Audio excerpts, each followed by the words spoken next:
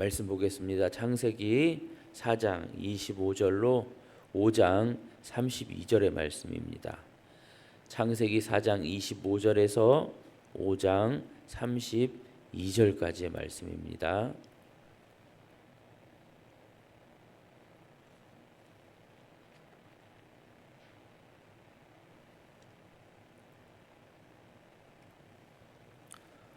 창세기 4장 25절로 5장 32절 우리 한 목소리로 읽습니다.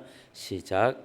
아담이 다시 자기 아내와 동침하매 그가 아들을 낳아 그의 이름을 셋이라 하였으니 이는 하나님이 내게 가인이 죽인 아벨 대신에 다른 씨를 주셨다 함이며 셋도 아들을 낳고 그의 이름을 에노스라 하였으며 그때의 사람들이 비로소 여호와의 이름을 불렀더라.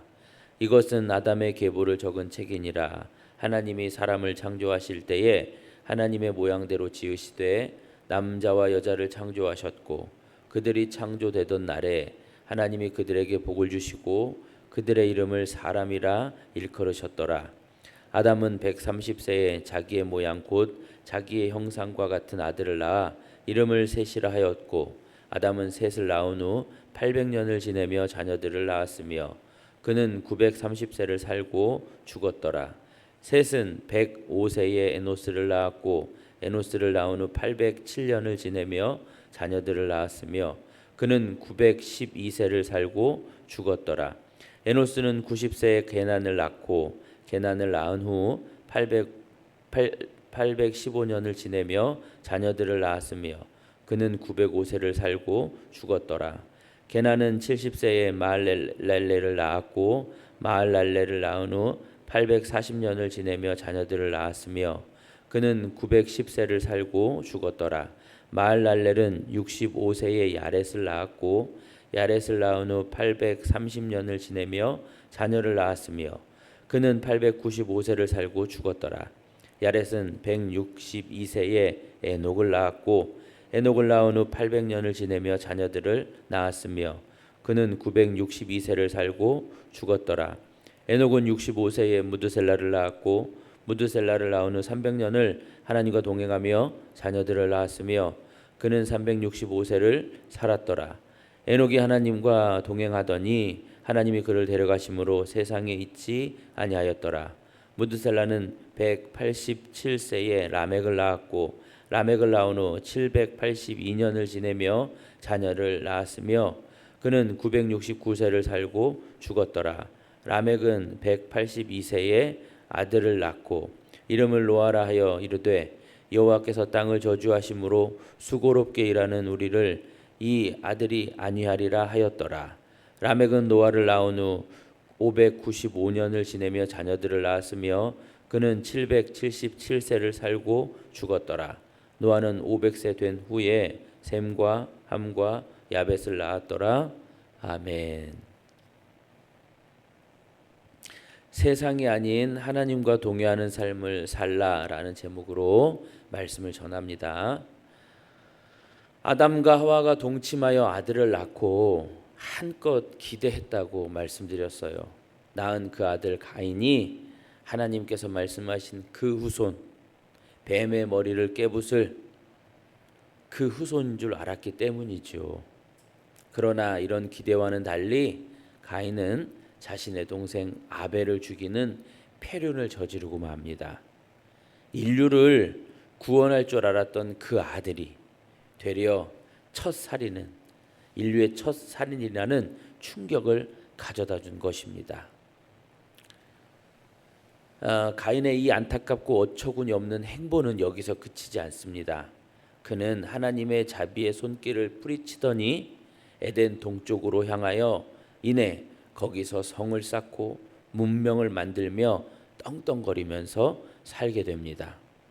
하나님을 등진 채 자기의 힘으로 아주 보란듯이 문명을 만들고 자손을 낳으며 살아요.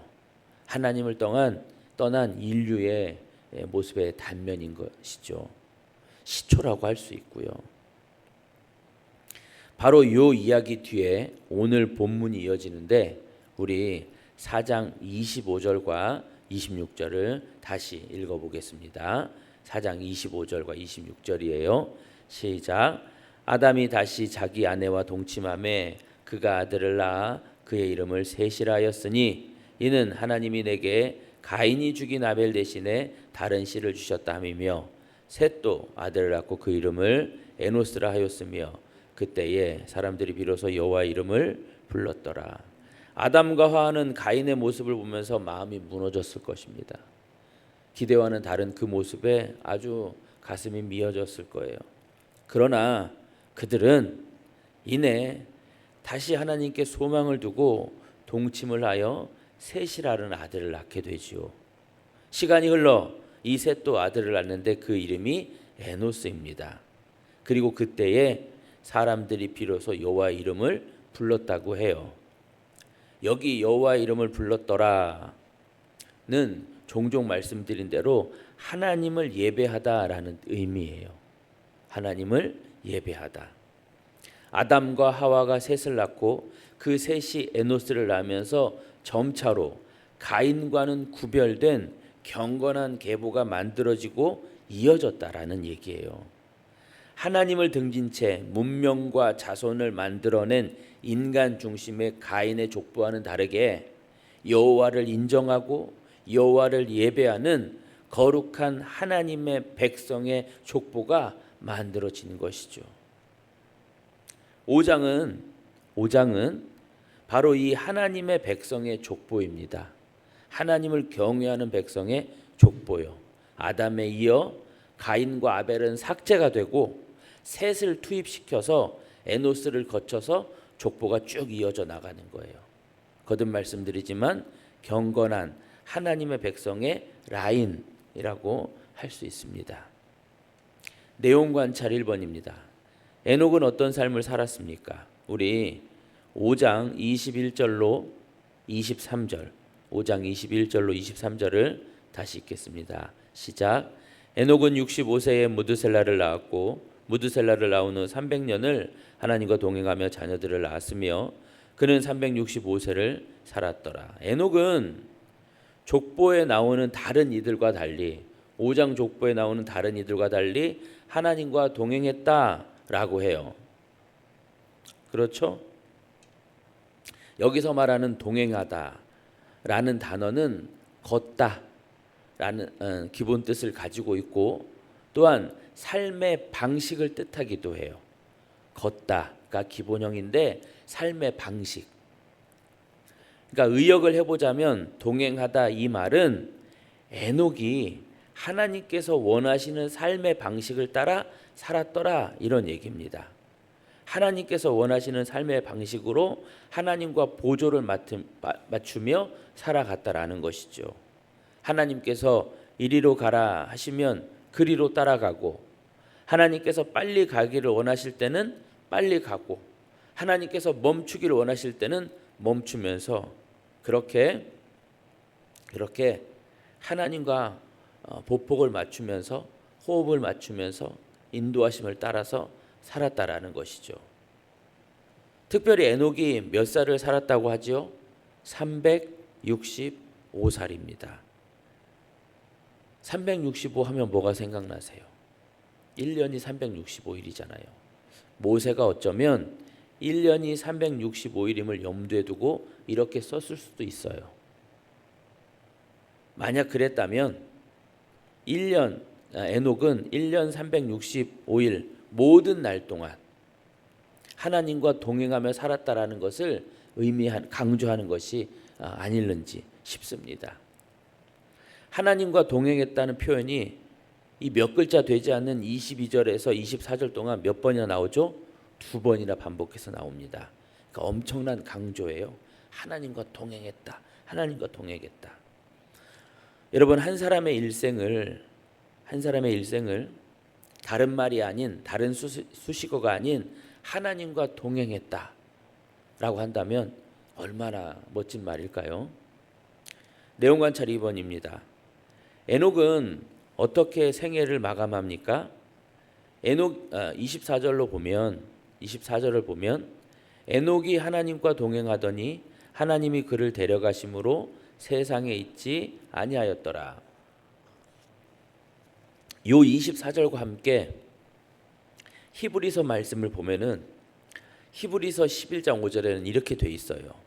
믿음으로 에녹은 죽음을 보지 않고 옮겨졌으니 하나님이 그를 옮기심으로 다시 보이지 아니하였느니라. 그는 옮겨지기 전에 하나님을 기쁘시게 하는 자라는 증거를 받았느니라.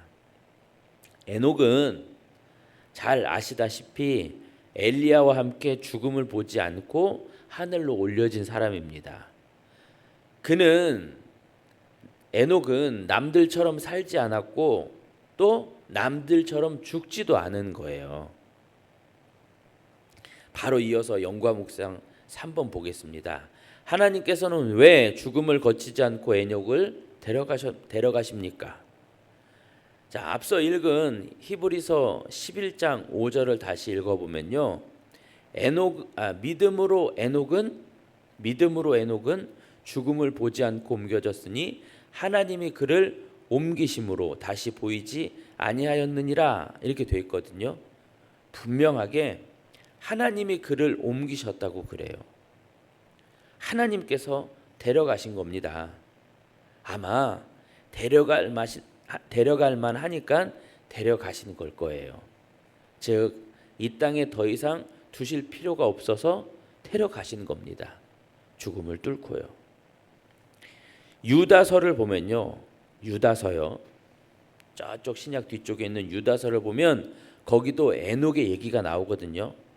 거기서는 뭐라고 하냐면 에녹은 심판을 예언하며 살았다고 해요. 자, 조금 귀 기울여 보십시오. 여러분, 에녹의 아들의 이름이 무드셀라라거든요. 무드셀라라는 이름의 의미는 창 던지는 자예요. 이 창 던지다라는 말은 많은 부분 심판의 의미를 담고 있어요. 심판. 창을 던짐으로 심판이라는 건데, 그래서 무드셀라 이름을 이래저래 이렇게 잘 살펴보면 무드셀라가 죽으면 심판이 온다, 이런 의미로 해석을 할 수가 있어요. 에녹은 하나님과 동행하면서 하나님으로부터 계시를 받은 겁니다. 그리고 아들을 낳아서 그렇게 무드셀라라는 이름을 지은 거예요. 그리고 유다서가 말하고 있는 대로 에녹은 그렇게 심판을 외치고 살았어요. 하나님으로부터 계시를 받아서 자녀의 이름도 심판의 의미를 담은 그런 이름으로 짓고, 또 살면서도 내내 심판을 외치면서, 그 당대에 심판을 외치면서 계속 살았다는 것이죠. 그래서 회개해라, 마음을 돌이켜라, 하나님이 심판하신다, 하나님이 심판하신다, 너희들 뜻대로 살지 말고 하나님을 보아라, 하나님을 찾아라, 이렇게 말이죠. 그리고요, 그 아들의 이름, 무드셀라의 이름대로 정확하게 그 아들 무드셀라가 죽는 날 어떤 일이 벌어진 줄 아십니까? 이 뒤로 어떤 일이 일어나죠? 대홍수, 노아의 홍수가 일어납니다. 나이 계산을 잘 따져보면은 딱 무드셀라가 죽은 나이에 노아의 그 대홍수가 일어난 날이 돼요. 정확히 들어맞습니다. 여튼 이렇게 에녹은 하나님과 동행하면서 이 땅에 안주하거나 이 땅을 욕심내거나 그러면서 살지 않았어요. 이 땅에 눈을 두면서 살지 않았어요. 반대였어요. 심판을 외치면서 저 하늘에 눈을 두고 살았던 거죠. 저 하늘을 바라보며 살았습니다. 그렇게 산 에녹을 하나님은 합격하시면서 그냥 데리고 가신 것이죠. 더 이상 땅에 두실 필요가 없기 때문에요. 느낀 점 4번입니다. 짧은 생을 살았음에도 하나님과 동행하는 기쁨을 누리다 죽음을 거치지 않고 하나님께로 옮겨진 에녹을 보며 무엇을 느낍니까? 네, 원래 여러분, 인간은 에녹처럼 죽음을 거치지 않고 바로 하늘로 올라갈 수 있었어요. 원래는. 그러나 죄로 말미암아 죽음이라는 것이 왔고 인간은 그 죽음을 거쳐야만 하게 된 거죠. 그 죽음은 두렵고 무섭습니다. 어느 누구에게도 죽음은 두렵고 무서운 거예요. 그래서 그 죽음을 거치지 않은 이 에녹은 또 누구요? 엘리야는 참 우리가 부끄러울 수밖에 없는 자들이에요.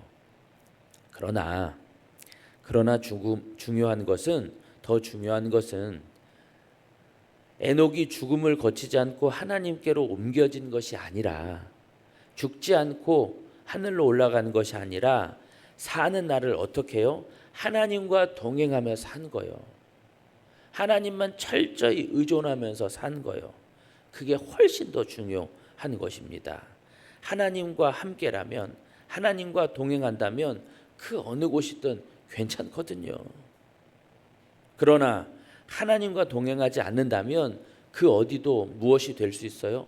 아무리 아방궁과 같은 곳이라도 지옥이 될 수 있는 것입니다. 에녹이 이 땅을 사는 동안 심판의 계시를 듣고 아들의 이름을 그렇게 지으면서 마냥 행복했을까요? 좋았을까요? 아닙니다. 무서웠을 거예요. 두려웠을 거예요. 그렇게 에녹은 어땠을까요? 더욱 하나님을 붙들 수밖에 없었을 겁니다. 더욱 본인도 동행하려고 애썼을 것이에요. 그러면서 심판의 메시지를 전했겠지요. 욕도 많이 들었을 겁니다. 웃기는 소리 하지 말라고, 너나 그렇게 살으라고 했을 겁니다. 그러나 에녹은 자신의 아들의 이름도 그렇게 짓고 또 시종일관 계속 그렇게 부르짖으면서 심판의 메시지를 전하면서 하나님을 붙들면서 살았겠죠. 부럽다면, 우리가 부러워야 한다면 바로 그 모습을 부러워해야 할 것입니다. 결단과 조경 5번입니다. 최근 내 욕심으로 인해 하나님과 동행하는 삶에 실패한 적은 언제입니까? 세상의 방법이 아닌 말씀으로 내 욕심을 가지치게 하며 하나님과 동행하는 삶을 살기 위해 오늘 무엇을 실천하겠습니까? 네, 어제 수요 예배 설교에서도 말씀드렸지만 우리는 계속해서 하나님께 목마름이 있어야 하겠습니다. 이 정도면 됐어, 이 정도만 하면 되겠지, 이게 아니라 늘 갈급한 우리의 심령이 되어야 할 거예요. 그리스도로 말미암아 하나님을 더욱 갈급히 찾는 우리가 되어야 할 것입니다. 게으름, 나태, 방만을 버리고 조금 더 말씀에 가까이 하려 하고 조금 더 깊이 기도하려고 힘쓰며 그러한 우리가 되어야 할 것입니다. 동시에 하나님과 동행하기 위해 무엇을 하면 좋을까? 어떻게 해야 좋을까? 이런 고민과 애씀도 있어야 할 것이며 그렇게 되도록 하나님을 붙들어야 할 것입니다. 이 쉬운 게 참 어렵습니다. 이 쉬운 게 참 되지 않아요.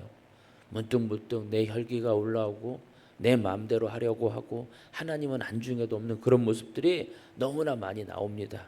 그러니까 늘 깨어서 늘 분별하면서 우리는 하나님을 붙들어야 할 수밖에 없는 것입니다. 그게 믿는 자의 프로다운 모습인 것이지요. 그런 우리 모두가 되길 간절히 빌면서 오늘의 기도 우리 같이 읽겠습니다. 시작.